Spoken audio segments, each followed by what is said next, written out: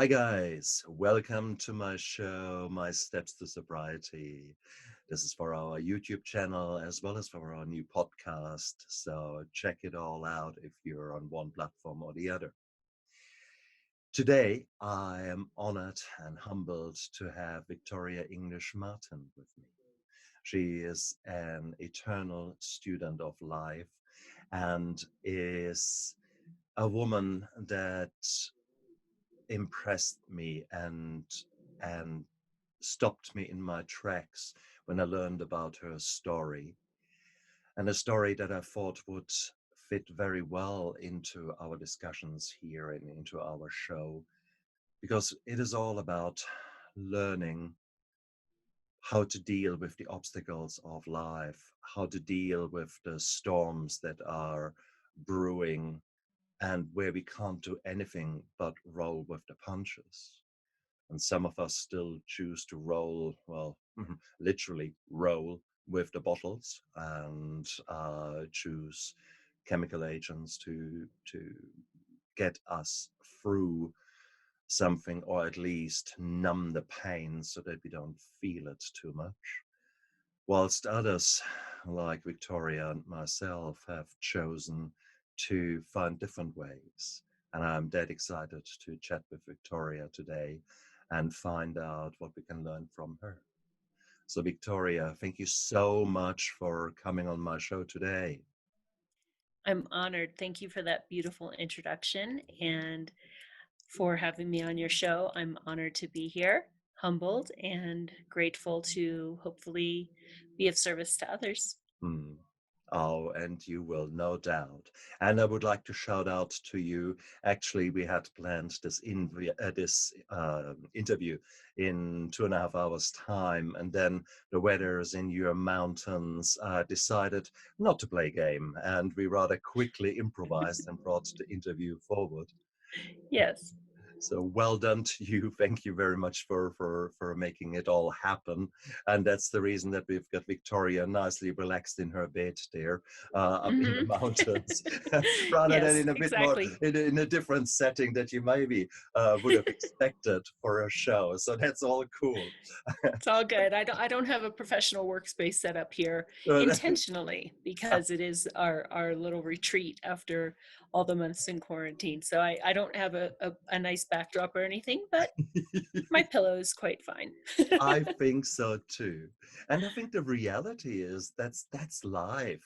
And you have to roll with the punches and you have to improvise and you have to do all the right things. And that's Absolutely. exactly what we're doing here. So Yes. welcome to Victoria, who is actually a human being. She is not a robot with a perfect setup. She's not a perfect mask that we like to keep in front of our face. She's actually an honest, down-to-earth girl who has an amazing story. Right, Victoria? I would love to know, when you were really little, when you were a little girl, what did you want to be when you grow up? That's a nice question. Well, I was born in 1970, which makes me 49 now. And back then, women did not have a ton of choices or dreams of what they could become. So, like many girls, I wanted to be a mommy when I grew up and also a ballerina. Me too. No kidding. So, um, and then as I grew a bit older, I had quite an interest in writing as a student, and so I briefly considered becoming an English major. But I also had a passion for science, so I ended up going into studying dietetics, nutrition in college. I finished college and decided that I did not want to work in a hospital, which is about all you could do with a dietetics degree back then. But I had always, like I said, with my dream of being a dancer, I had always loved movement and exercise physiology, anatomy, anything involving movement in the body and the systems of the body. So I went into teaching movement. I teach Pilates and which is a methodology of exercise So I've done that for many, many years. I do nutritional consulting, helping people change their lifestyle, their eating habits, their relationships with food. So and I am also a mother of four. So the mommy part came true, and the ballerina part, not so much. Uh, but I do work in the field of movement and with the body. So that is very rewarding for me. Do you still like to dance? I do. I do. I get mixed reviews from my kids now, but I don't care. Uh, Priceless. I I do. I love to be present in my body and just any kind of movement to me. Like Joseph Pilates, the inventor of the father of Pilates, which was called contrology in the beginning. There's no bad movement. There's only movement done badly. So I just like to move. Beautiful, beautiful. When I was younger, I loved the rock and roll. I loved ballroom dancing. So I certainly, and I did a bit of freestyle. So I know what you mean. Oh, That to be out there and move is a beautiful, beautiful thing. yes. So that was you when you were younger. You had your dreams, and you then were saying you were getting into college, and did initially sort of thinking about the writing, but you ended up dietitian. So all a very healthy and beautiful thing. Where did the alcohol come in? When did you have Well, your first drink? the alcohol came in um, when I was a child. I grew up in an alcoholic home, uh, and there was quite a bit of dysfunction when, and so I didn't know what to call it. I just knew that as I got older, as many children of alcoholics can attest, I just knew that when I would walk in the house, I felt like I sort of had to do this to check the temperature and the way the air, the energy was flowing in the home, and I would innately know if it was a good day or a bad day. Mm, So I didn't know until I was older that alcohol was at the root of much of the distress in my home. Thankfully, when I was about 13 or 14 years old, my father stopped drinking, stopped smoking, stopped all of his unhealthy habits, wow, and decided to take up exercise. He is now 82 years old and has done multiple, countless marathons, triathlons, Ironman competitions, and is a successful businessman and quite the inspiration I think I need to for. get him onto the show as well. Yeah, he's he's a wonderful human being. So Oh my wow. first exposure to alcohol was an unhealthy one, but I also had the gift, and I tell my father the greatest gift he ever gave me was his own recovery, to see him overcome his battles. Um, I did have a strong uh, leaning on my father's side of the family, big German Irish Catholic family, to alcohol abuse on the male side, but I wasn't aware of any on the female side.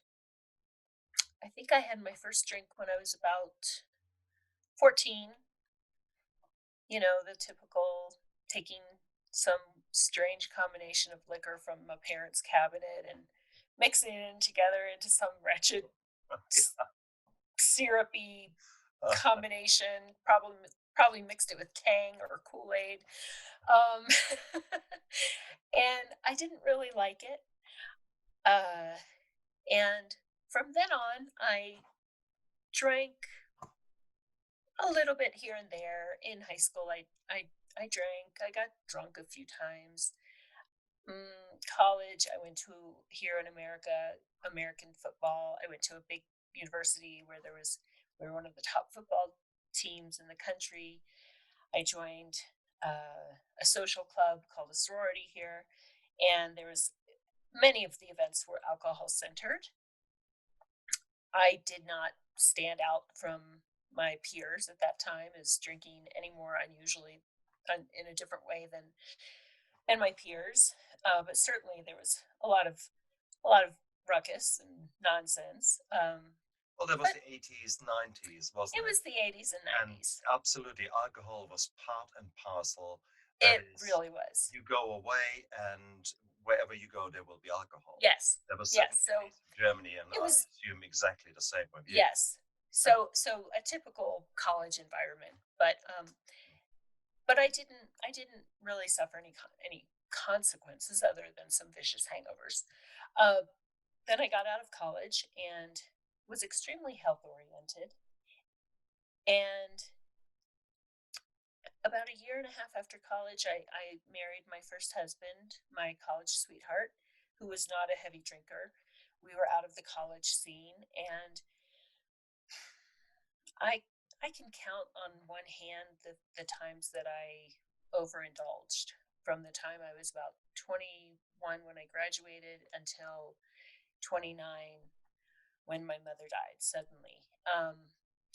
So in my mind, I actually remember thinking, "Wow, I dodged that bullet. I didn't get whatever it is on that side of the family. Um, I don't have to worry about that." So it was quite a surprise to me when, after the sudden and traumatic death of my mother, which goes back to the relationship I had with her when she was alive, I I was a runner at the time, and I started to not be able to catch my breath. I would run 1 mile and, just be bent over trying to catch my breath. I couldn't breathe. I couldn't sleep. And slowly but surely started opening that bottle of wine to relax. And it turned into a habit. And, but it did help me catch my breath. It did its job. So that's how it all started. That's how the slippery slope of becoming addicted to alcohol started for me. It started later in life and was a very, very slow descent and caught me off guard, to be quite honest with you. How intriguing. How intriguing. You clearly have got some genes there that were handed down from daddy's side of the family. Hmm. And we know in medicine that, or in addiction theory, that most youngsters who are predisposed to alcohol, they start their journey between 18 and 24. And therefore, there are actually some voices out there who say that the legal drinking age should be 25, which sounds bizarre, but there is actually some damn good reason for that. Because if you Yes, start drinking it's after that, it is far less likely that you become an alcoholic, that you become dependent and then addicted to alcohol or other drugs. But interesting. here we go. It just shows that you are the exception to the rule, and that alcohol indeed initially will be a friend Hmm. because it helps you to deal with something that is happening in your life. That might be your anxiety, your shyness, that might be, in this case, grief, trauma. Hmm. And alcohol can be very good in that. The problem is, it's a friend that you invite who then tends to stay. And Stay overstays its welcome. isn't it? Isn't it? Hmm. There is an Arabic saying, what do have friends and fish in common? Well, after 3 days in your house, they start to stink. So Love that. there you go. So yeah, your friend alcohol, unfortunately, is not such a great friend. So the grief of you over the death of your mum, I'm very sorry to hear that. Uh, how did you try to deal with that? Did you, so the alcohol was helping you, became the crutch. Were there other Hmm. ways that you tried to address your feelings, your emotions at the time? Yes, I had a complicated relationship with my mother. She had untreated mental illness. I don't know. exactly what it was because they didn't have names for everything back then, and there were not the resources available to her. So unfortunately, she suffered with immense depression, and it was a difficult relationship in that um, she would tell me things like, "Well, you're my last chance at happiness," and if I made a mistake or something, she'd say, "Well, there goes my chance at ever being happy because you did this or you did that." So I carried an enormous amount of pressure through my life to fix her, to make her okay. And when she died of a brain aneurysm, and I spent a week up there with her, um, her mother, who was alive at the time and was a wicked soul. um, there was the reading of my mother's will, and I won't go into details, but my grandmother looked at me across the table and said, "Well, now you know what she really thought of you." And that it's interesting because not everyone can pinpoint the moment when it happened for them, but that was the moment it happened for me. I um I got extremely drunk on the plane ride home from after she died and told my husband at the time that I had broken. Something in me had broken. Um, my fears of what my mother thought about me were just confirmed, and now she's dead. So, besides self-medicating, beginning the slippery slope of self-medicating with alcohol, I had 3 young children at the time. They were 1, 2, and 4. And so I I loved them. I overloved them. I was so determined that they would never feel unloved or feel like they had failed me, that it definitely compromised my ability to be an authoritative figure. And that played out in some unfortunate ways as they hit their beautiful teenage years and such, because um, Oh, you I can can just see imagine that. I just never wanted them to feel unloved. Oh, So I had very blurred boundaries with them, and that did not serve me or them. So I think that's I've never been asked that question before, but it's a very thought provoking one because I definitely, aside from beginning the self medicating, I also started the process of just making sure that my children never felt unloved and making sure uh, that they never felt the way I felt from my mother. it's spooky for me to listen to you because I have had a virtually identical experience. I could have just altered your voice a little bit and pretended it is said by me. That would be exactly right. There was no reading of the will, but I learned about the real faults of my mother when we went to church for her funeral, and people took me aside and told me what she really had said about me behind Oof. my back. So identical, identical, and incredibly, incredibly painful. Please, Incredibly painful. isn't it? And it is this That's break, crazy. yeah, the breaking. I realized that I remember the second I stood there, you as if someone would have slapped me in the face. I know. It, Yes. that's the reason. So dear viewers, when my mind suddenly went blank when Victoria was recounting that, that was because I was back on in that church on that day. Mm. So my goodness. And then, wow, I mean, that is a deep blow, and no surprise that the alcohol and you had a steady relationship thereafter. Yes. How did your husband feel about that? Well, my husband at the time, we, like I said, we had 3 children in a very short amount of time. And I was a very capable mother. I taught Pilates at the time. I was just teaching part time because the children were so little. And he was never much of a drinker. Um, when I came home from the cab ride, because he had flown back to we lived in Miami at the time, he had flown back to Florida to care for the children while I finished things up with my mother. So I flew home alone, and when I came home, he said to me, "How are you?" And of course, he was startled to see me, an absolute drunk mess, um, because he wasn't accustomed to seeing that, and he was like, "Whoa." He said, "How are you?" And I said, "I think I'm broken." I remember that very clearly, saying, "I think I'm broken." And over the following months, I was seeking a lot of validation from him. And I would say things to him like, "You have to promise me you'll never make me feel the way my mom made me feel."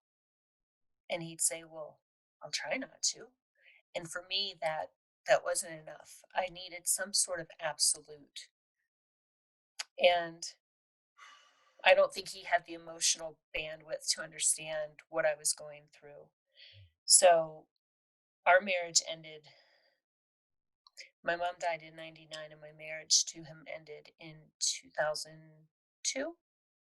So, and we both had a role in that. And part of mine, I think, was waiting for the other shoe to drop and expecting him to let me down and almost forcing his hand in some ways because I became completely invested in my children in ensuring that they would feel okay, that they would be okay. And I, I just, I figured, I see this now. I obviously couldn't see this at the time, but I remember thinking he's going to screw me over at some point. I just know it. I just know it. I just know it.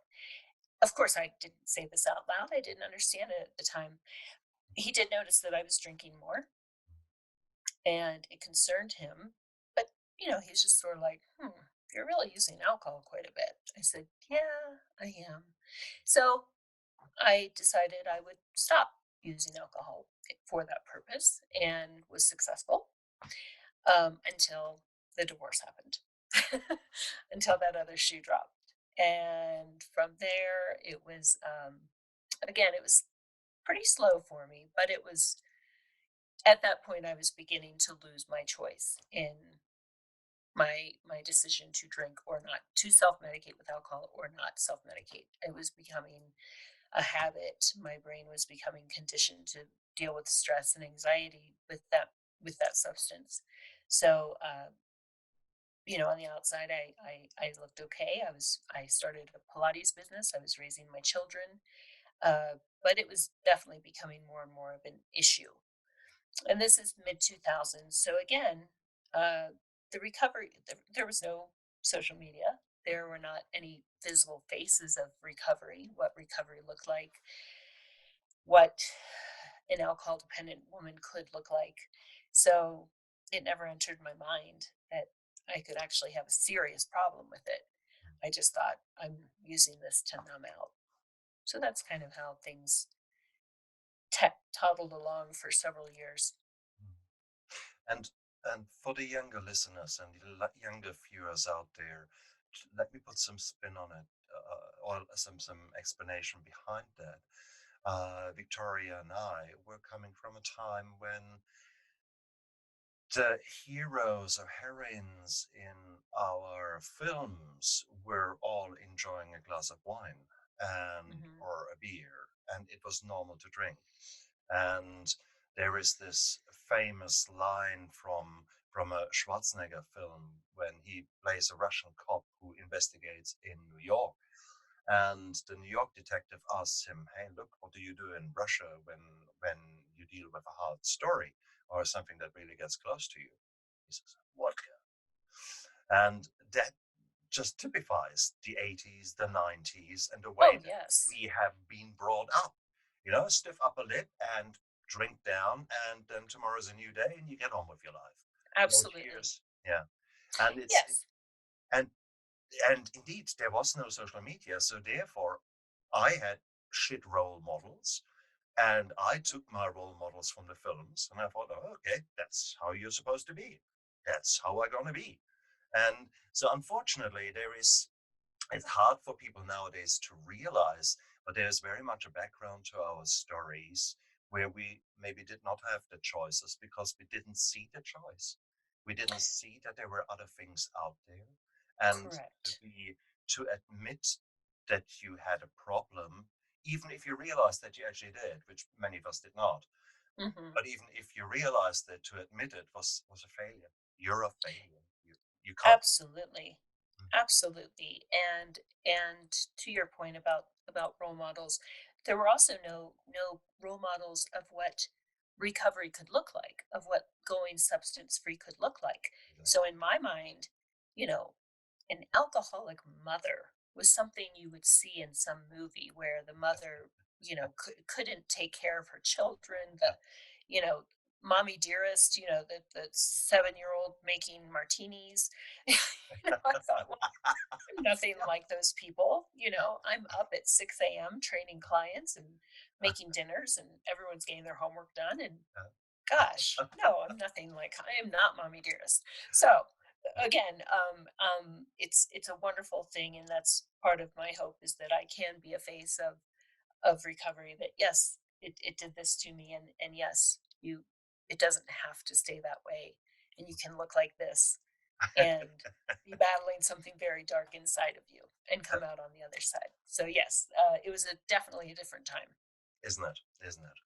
So you were at a time when things get darker. You have got all this mask up. You're out there, but probably halfway of the afternoon Pilates class, you were probably already thinking about, oh, I need to go via the bottle shop, get some bottles to come home. Hmm. And were there then any defining moments where you thought enough is enough? Was that the time then where something happened? How did your story continue at that stage? So yes, during the time when I was not yet remarried, um, I do remember checking the milliliters on the bottles of wine, because I thought, am I being scammed here? Because these bottles seem to be getting smaller. Yep. So I do remember thinking, huh, like they do with boxes of cereal or something. You're like, I swear Exactly. those Exactly. they're making those things smaller. No, same 750 milliliters. And then something happened. A revolutionary product arose in my local supermarket, which was boxed wine, Oh, and that made it a lot harder to measure. So I remember things like that, and then I started to remember that, I would always make sure that I had extra gum or breath mints before I would train a client, because I could feel the wine on me from the night before. Um, and then I started the slow promises of, only on the weekends, and only two glasses, only, and all of the things that we do as we make a feeble attempt to control this thing. Uh, I remarried in 2007. Yeah, hey, that's our job. That's our job to forget. Okay, right. you're a girl. 2000, You're supposed to know every single second of it. 2007. And by that point, my drinking had become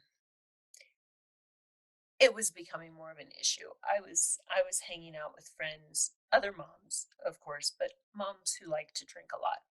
And but then I remarried, uh, and got pregnant only about a month after we got married. So here I was, pregnant with my fourth child, and trying to integrate a family with a man who had no children. My children were not happy about having to share me. They were young teens and preteens at the time. So it was a very stressful time. I never had trouble. Well, I wasn't an alcoholic before I had my first three children, but I didn't have trouble not drinking during the pregnancy, which further confirmed that I didn't have a problem. Um, and I nursed my daughter and then was staying home full time, was not working anymore, wasn't teaching Pilates. So I became the center of I again, like I did with my mother, if I can just fix you, if I can make everybody else okay, if I can somehow make you okay, then I'll be okay. And I fell very deeply into that pattern of trying so hard to make this blended family work, trying so hard to just make everybody okay. And once I had stopped nursing, I started picking up the wine again. Um, and so I was about 37 at this time. And it quickly went back to my old drinking habits of popping a bottle of wine pretty much every night while I was making dinner. I thought, oh, I'm not nursing anymore. I'm back to running. You know, just what I do. Um, Now, having children, I don't know what it's like over there, but having had children in the 90s, there was not the mommy, the mommy wine culture was not in full force yet in the 90s. Flash forward, I have a daughter in 2008. All the moms are drinking. Suddenly, motherhood is impossible without drinking. So I thought, well, shoot, look at this crowd of moms. Like, I blend right in with this group. They're all drinking at lunchtime too. They're all drinking at soccer practice. They're all drinking. So there was a lot of validation, which I sought. I started to dig deeper and deeper to have to find it. But comparing myself to others and saying I'm not that bad. Um, Again, like a lot of us, the 3 a.m. Googling, taking the quizzes. Are you an alcoholic? Do you have a problem with alcohol? You know, checking more boxes than I did 6 months ago. Oh no. All of those things. Um, and that's when I slowly started to investigate recovery and AA and started to seek out a little more information about what the hell was happening to me because I realized that I had a problem. I had a problem. And my kids knew it and I knew it and it didn't seem to be getting better on my own. Was there any particular day or night or moment that stands out for you where you felt, okay, enough is enough? Or was it just an accumulation of experiences and you gently finding yourself further and further and further out Hmm. of your comfort zone that you think, Christ, it is, there's only so many bottles that fit in one recycling bin. When you look Yes. around to the other guys, and as it takes some of yours and put that into their bins so that it doesn't look so amazing. Don't Yeah. judge me, you bloody recycling man. I'm just doing what's right for the environment. That's Don't right. judge me and That's my right. bottles. There were a couple of moments. That's a good question. There were two moments that stand out to me, and the first was my youngest daughter and I were about to go on a run. I was preparing her running stroller and everything, and I walked past our cabinet, which held the liquor. For the first time, it was about 10 a.m. I thought, man, it would feel good to have a drink because I was living in a constant state of anxiety and discomfort with being a mother again and not working and trying to integrate this family. I was very, very stressed. And I remember looking and thinking, man, it would feel good. And then thinking, oh my, that's scary. It's 10 a.m. Hmm. And the other time, I had a very, very dear friend who I'm on a podcast.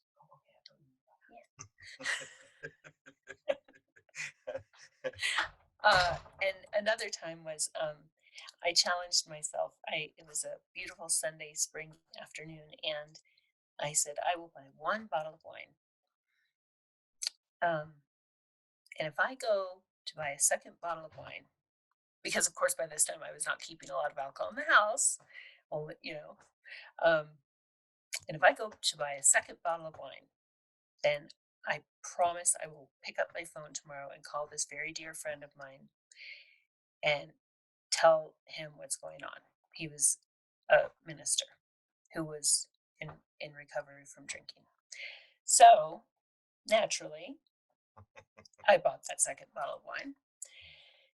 But I did follow through on my commitment the next morning. I called him and I said, I have to come into your office because if I don't, I will chicken out if I don't do it today. He said, come in. And he got me in contact with a woman and we started going to meetings. And that was the beginning of my journey through AA.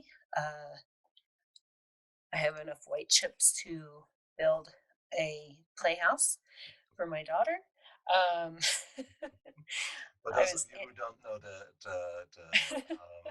AA system, you get chips for every milestone you reach, and initially that is a week, then a month, then and I mhm. can't remember how it goes, but it is But basically you get chips. Now, if you get the yes, same chip again and again, that means that you actually had a little relapse and you start from yes. scratch. And So, the so white chip symbolizes surrender. So they give you that chip and you're supposed to carry that white chip. uh, And so I picked up a lot of those white chips.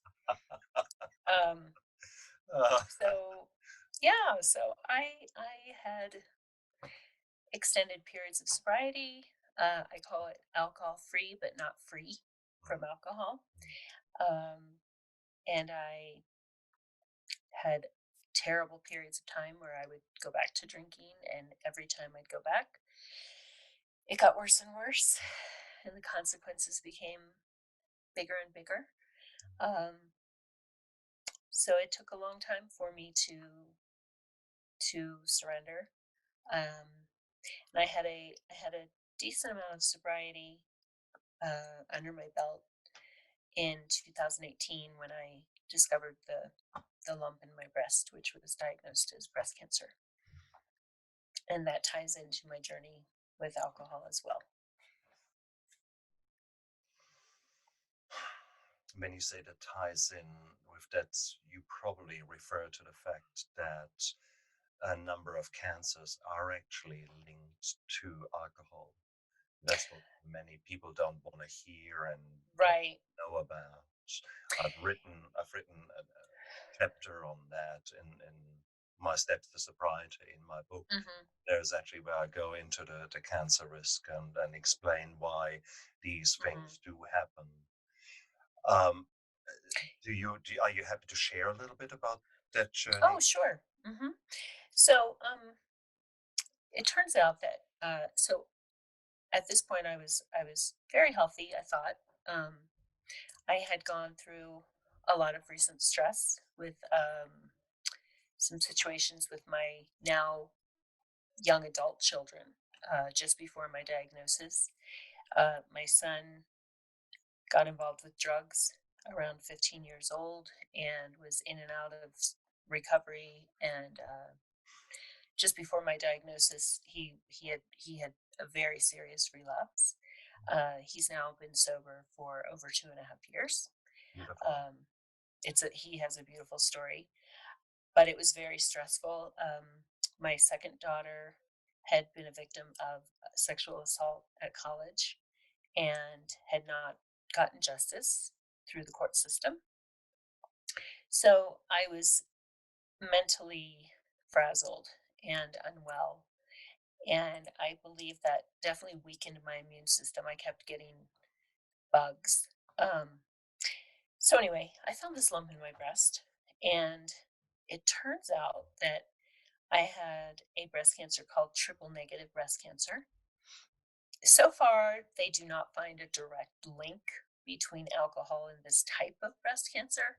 However, I do not minimize the role that alcohol may or may not have played in my diagnosis. I do carry the BRCA1 mutation. I have no family history of breast cancer in my family, but I do carry the BRCA1 mutation. So, as my oncologist explained to me, I was born with a 75 to 80% chance of getting breast cancer. So, I don't know how much alcohol contributed to my diagnosis, but I certainly know it didn't help. Um, when I was diagnosed, I went to the doctor right away. They knew it was cancer as soon as they looked at it with the ultrasound. And I remember thinking, okay, I'm in for the fight of my life. I had a very aggressive type. Triple negative is extremely aggressive, and it had started to travel up through my lymph nodes, which in layman's terms means it was taking a train ride up, and the next stop would have been going into my bones or organs. So I consider myself very lucky that I did catch it when I did. But triple negative is not the kind of cancer where you can take any shortcuts. I had a very, very long, arduous treatment, many surgeries, some hospitalizations, one for sepsis, um, you know, just devastatingly difficult to get through. And it was funny because as people with addiction issues think, they sometimes think that there's a magical moment where the thought of using that substance will never enter your mind again.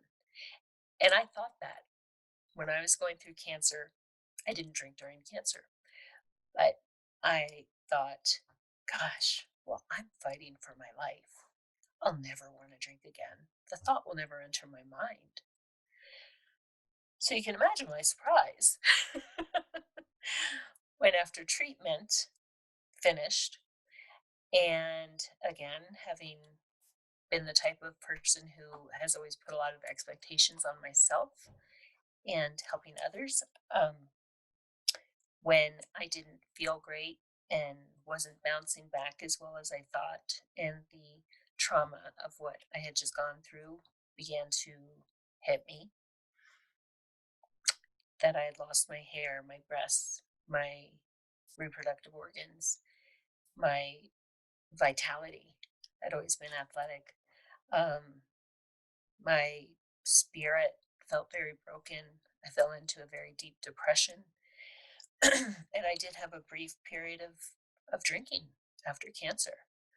And talk about self-loathing, to think, here I just went through hell on earth to save my life, and what is wrong with me that I am pouring poison down my throat? That was that was a low point for me. That was a low point for me. And that was the point that I had to get to. Um, Really, I look at it as being stripped from head to toe of all my armor. On the outside, my physical looks, and the inside, I had to break. And that's when I found not just being alcohol free, but freedom. And I'm still finding it. It's still a journey.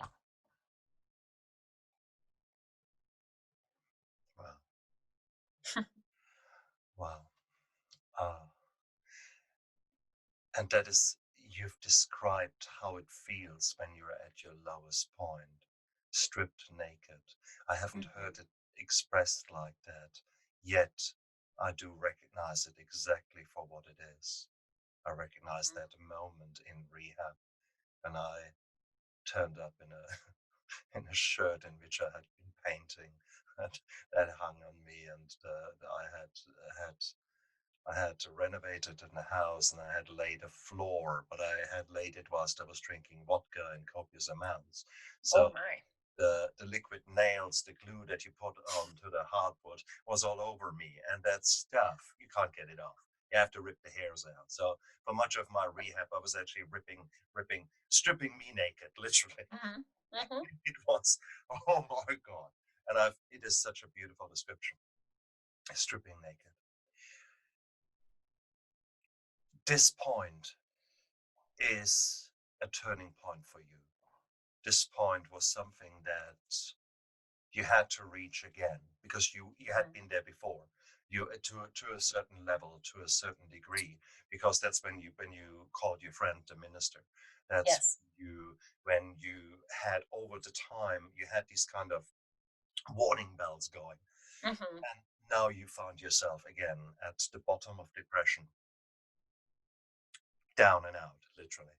Mhm. Where did you get the strength from to move from there? What did you do to, what was the first tiny baby step that you took at that moment? Mhm. I was, so now we're talking about only about a year ago. Um, I was experiencing, um, aside from, going through the drinking, trying to stop drinking. I mean, talk about hangovers after having been through chemo, radiation, all these surgeries. I mean, I was feeling very, very poorly, as you can imagine.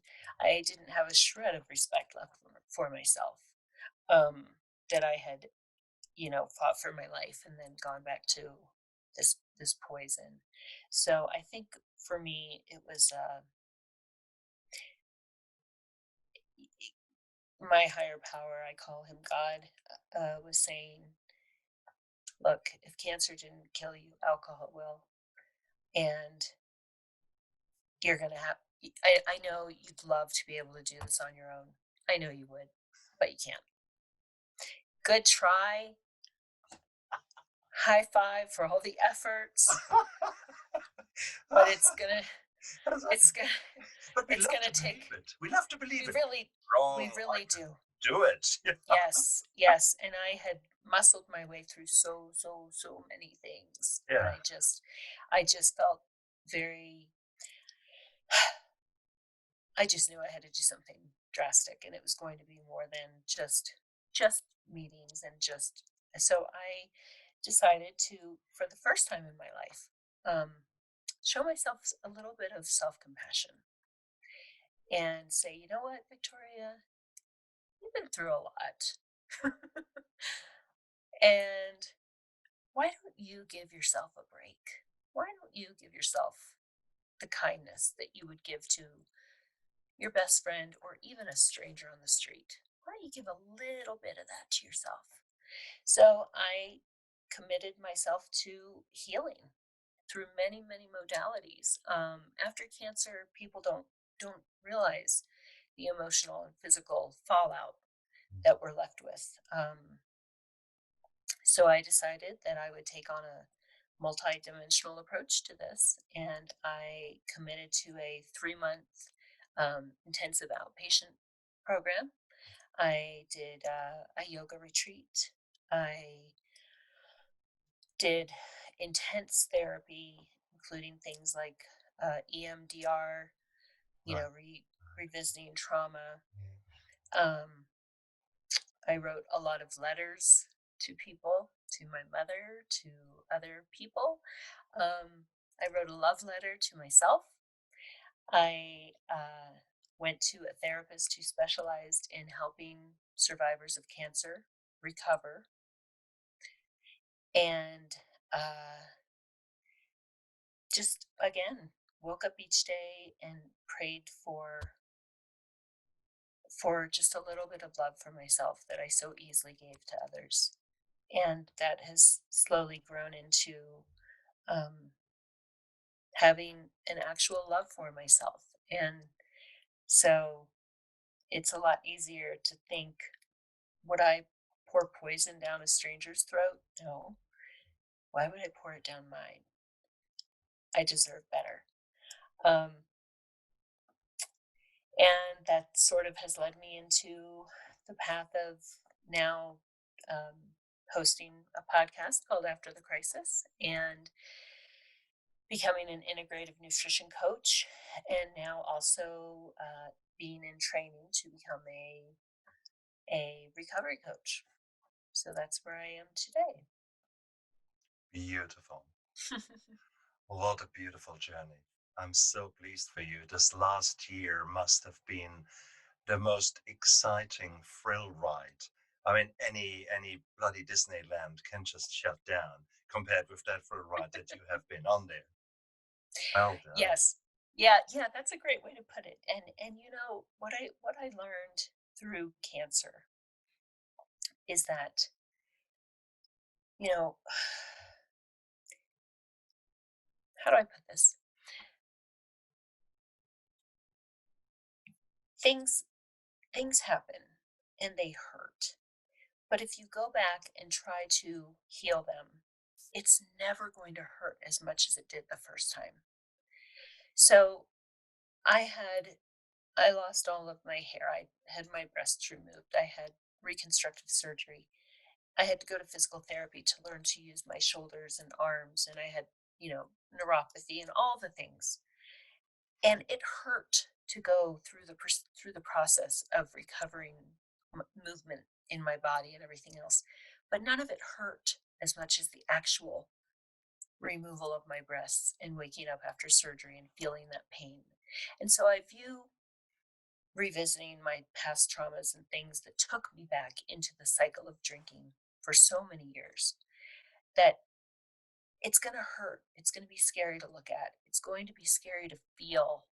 Feelings are scary, but it's never as scary as when it was actually happening. When you're actually in that room and your grandmother says that to you, when you were that little girl coming home and wondering what kind of chaos is happening in your home that day. It's okay because, like a good friend of mine, Lolly, says, right now at this moment, you are safe. And so I would remind myself of that whenever I was getting ready to go back in to dig out the way one of my recovery coaches put it is, you've been chopping off the branches of your trauma tree for a while, but you've got to go in now with a really big shovel, possibly a backhoe, and unroot that thing. And so that's what we did, because she's like, look, what are you going to do? Are you going to keep pruning this thing and let it keep growing deeper and deeper and deeper? Or are you just going to go in with the shovel and the backhoe and just get it out? And so I kind of took the approach that I did with cancer, by any means necessary. The doctor said to me, you've got to go through 16 chemos and radiation and surgeries, and we're going to, take parts of your body. And oh, I was like, okay, by any means necessary. So I had to have that same approach when it came to oh, getting rid of this cancer in my body, this other thing that very much wanted to end me. So that's helped. You have described essentially the work that is necessary for anyone to heal, regardless if alcohol is involved or drugs are Mhm, involved.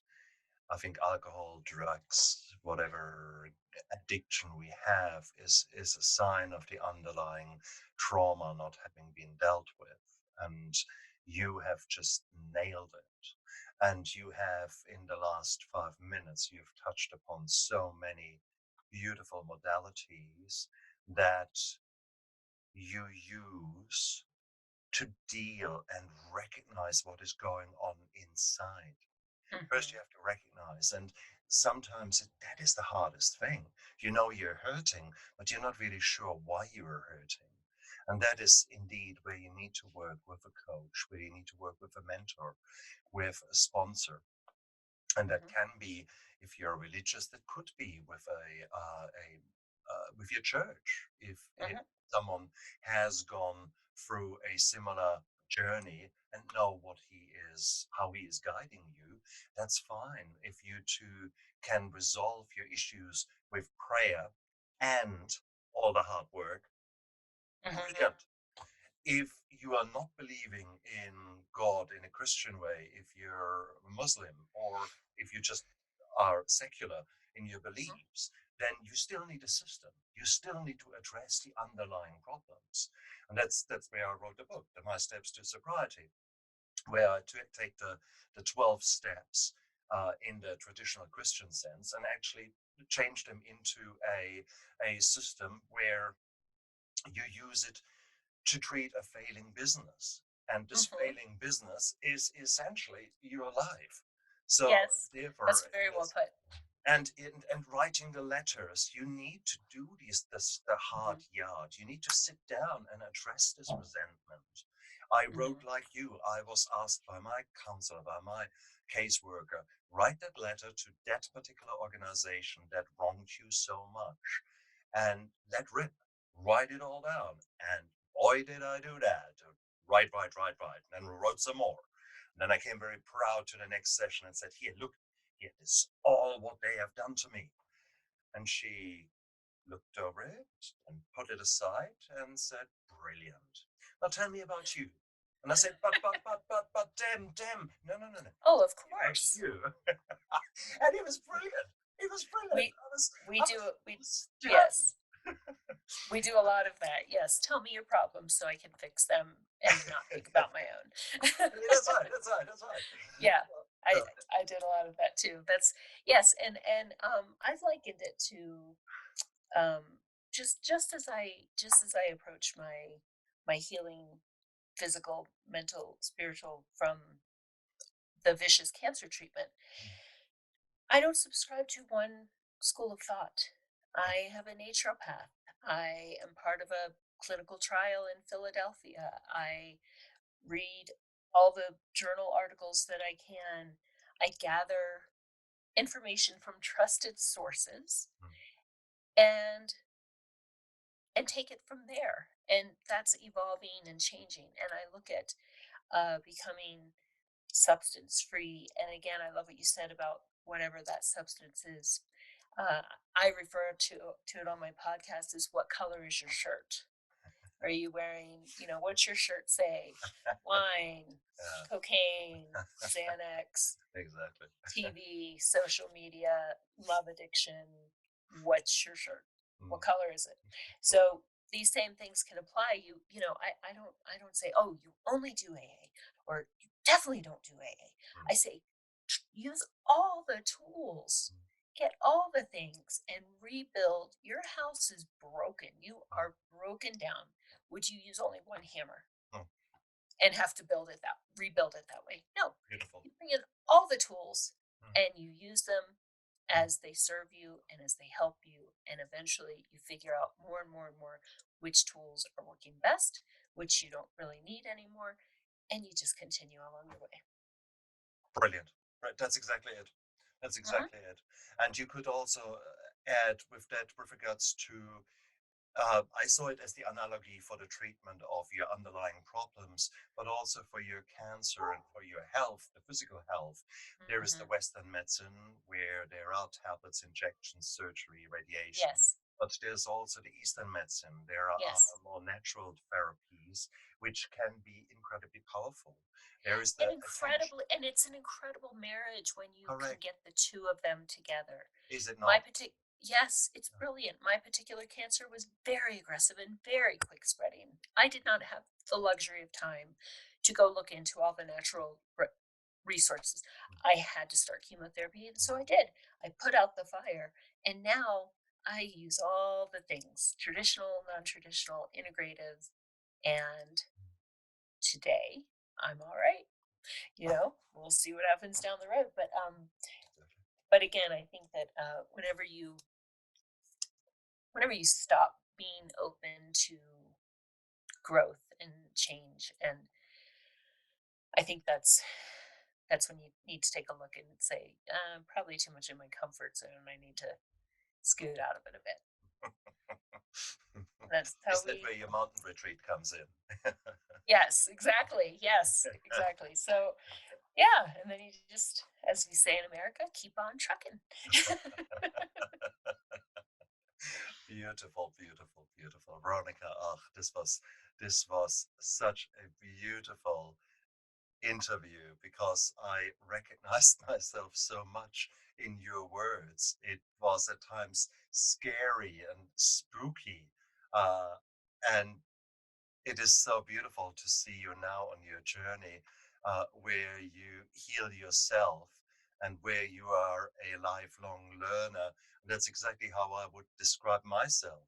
A day where I Hmm. do not learn something new is a sad day for me.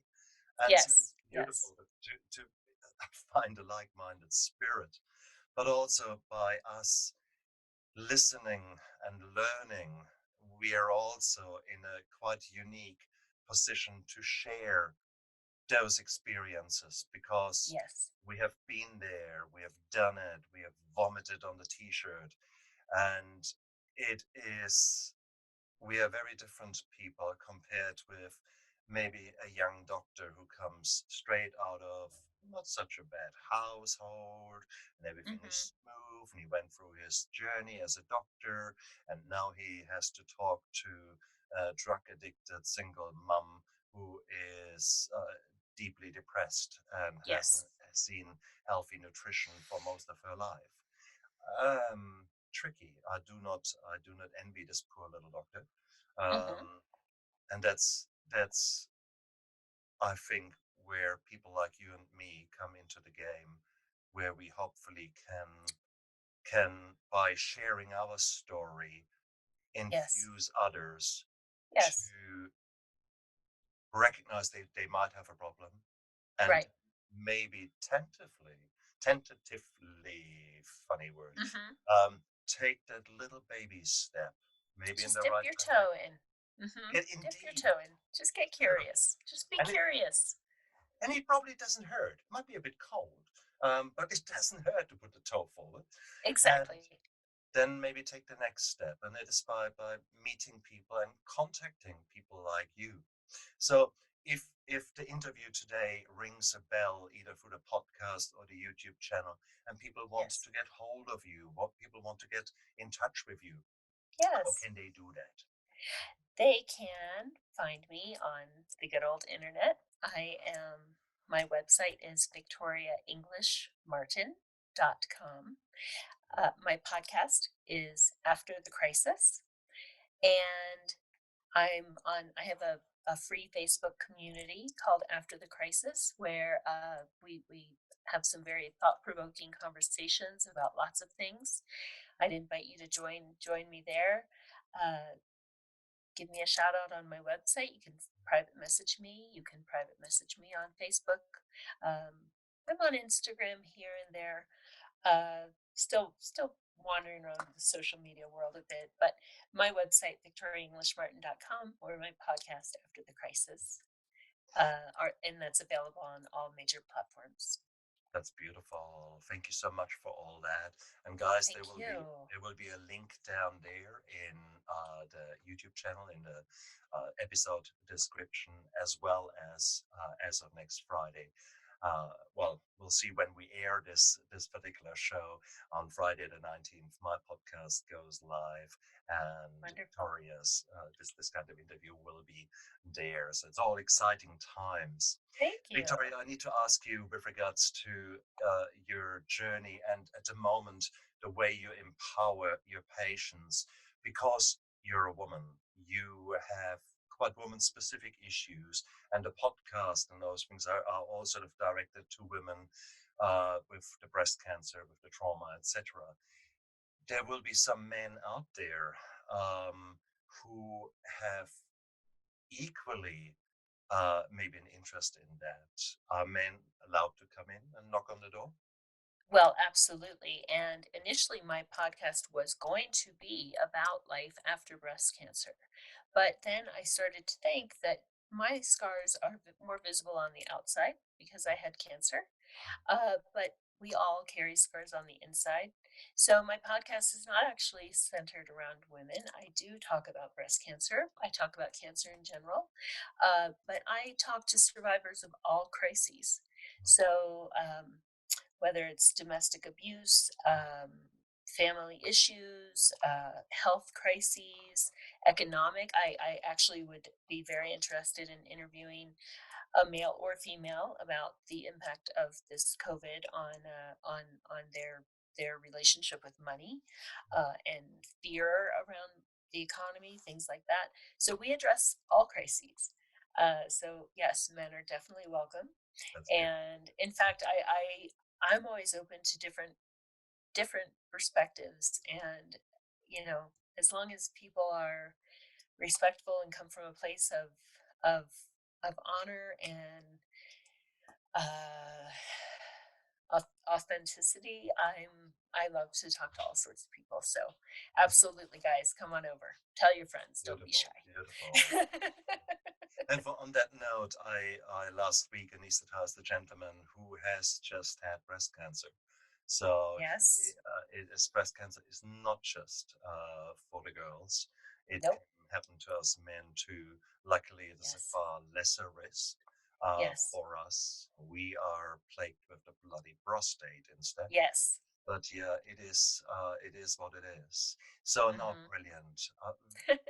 I'm so pleased that we did Thank this you. interview today. Thank you so much for making it all happen, keeping in Of mind that this storm course. was potentially interfering with our Yes. plans here. But I'm so pleased. I felt Thank- called that it should happen today, so I'm glad that it did. Oh, brilliant. Thank you. I'm sure we will stay in touch. Look after yourself. Absolutely. Safe trip back home. Look after Yes. yourself. Thank you. Bye. Have a blessed day. Bye bye. Dream on, dream